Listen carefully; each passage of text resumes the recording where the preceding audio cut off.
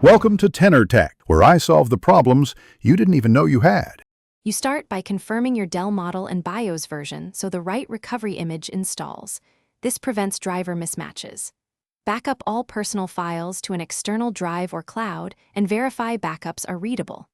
Once done, gather your Windows product key, OEM recovery USB, or installation media and network access.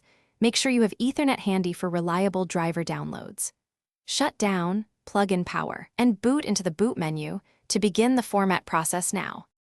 Now you create installation media with the Dell OS Recovery Tool or Microsoft Media Creation Tool so the image matches your hardware.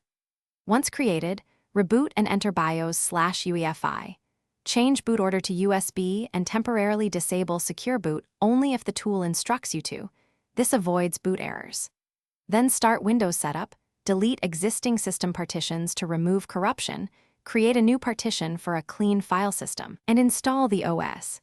This ensures a fresh finish by installing Dell chipset and network drivers first, then run BIOS and Windows Update so firmware and OS are aligned. This reduces stability problems. Once drivers are in place, restore your backed up files and reinstall apps and confirm peripherals, touchpad gestures, and battery charging behave correctly.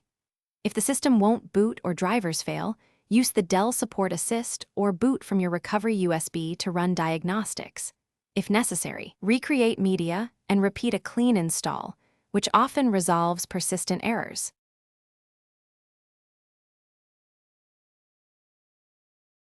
Thanks for watching. Subscribe to keep your life in tune.